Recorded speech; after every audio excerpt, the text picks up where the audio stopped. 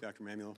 I like your description, by the way, of the survey. The insiders call it the survey. It reminds me of, I had a friend years ago who was a big fan of Mountain Dew, and I asked him whether he agreed with the assessment that it was the nectar of the gods, and his response was curious. It reminded me of what you just said. He said, yes, but the gods just call it nectar because to them that's what it is. The survey it is. All right, we'll now begin alternating rounds of 5-minute questions. Republicans, then Democrats, in order of seniority, subject to the early bird rule. And I'll begin. Mr. Brightbill, why don't we start with you? Let's talk about NEPA for a moment. NEPA is a significant law and one that has to be followed.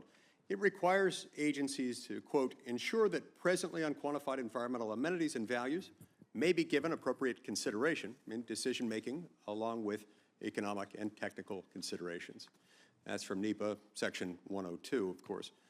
Now, some NEPA experts argue, based on the plain text of that if a cooperating agency is substantively analyzing an environmental effect so that it can issue a permit, let's say, for example, a 404 permit under the Clean Water Act, then the agency need not assess the effects of the action on the waters covered by the 404 permit because those effects are not presently unquantified, or to whatever degree and whatever circumstances in which they're not presently unquantified. I know that you're no stranger to NEPA, having worked previously in various government and private sector positions in the law, working in this area, so I'd welcome your thoughts on this observation.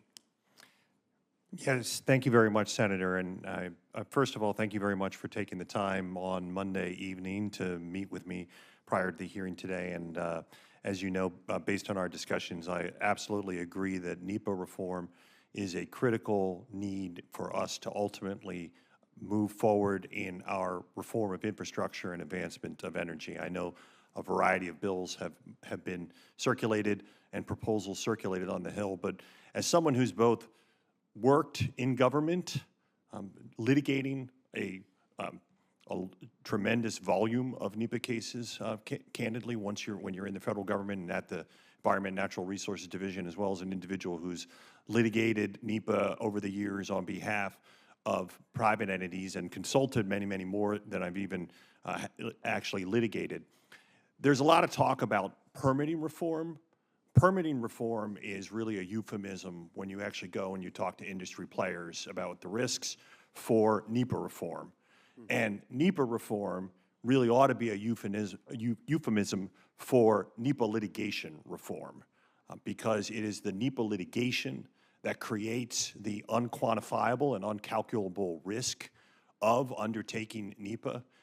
Based on my many years of experience working both with federal agencies as well as private sector entities, they are happy to try to quantify risks and assess risks, but ultimately the real problem with NEPA is the unknowable back-end tail that comes from a judicial review system that's been created by common law rather than really by a congressionally designed review apparatus, Senator. And as you and I discussed, I think that that's an area where there is a lot of opportunity for reform that could advance all manner of energy infrastructure projects, transmission, generation, distribution throughout.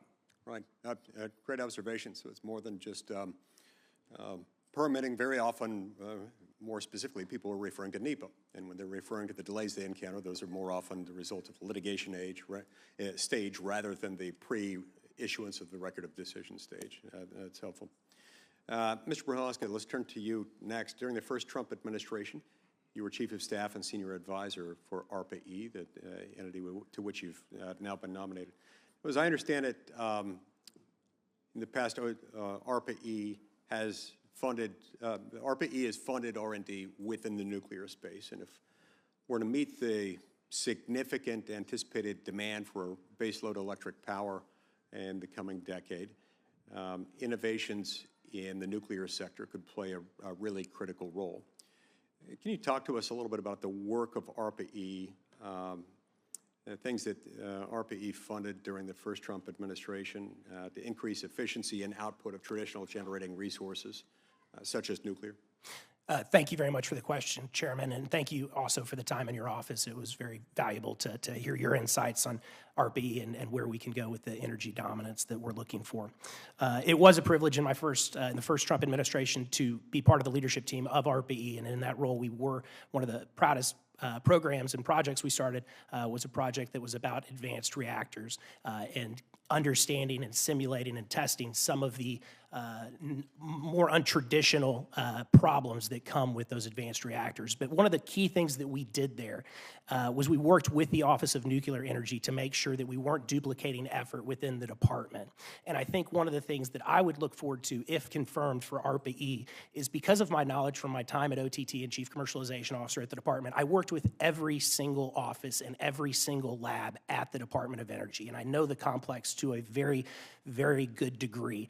And I come into ARPA-E with eyes wide open of what ARPA-E's capabilities are, what other offices in the department do, and how we can help to work on the advanced high-risk, high-research, high-risk, high-reward items that need to be attacked, whether it's in nuclear, whether it's in fossil energy, whether it's in fusion, whether it's in small modular reactors, which is nuclear, but geothermal, you can go through the list. But the ARPA-E portfolio is broad, the authorities are broad, and we intend, if and confirmed, I intend to make sure that we attack all of those technologies as best as we possibly can. Great, thank you. I've got more questions, including for the other two who I haven't asked questions to yet. We'll hopefully be able to get to those in a subsequent round later in the hearing, but in the interest of time, since I'm over, I'm going to hand it over to Senator Heinrich. Thank you, Chairman.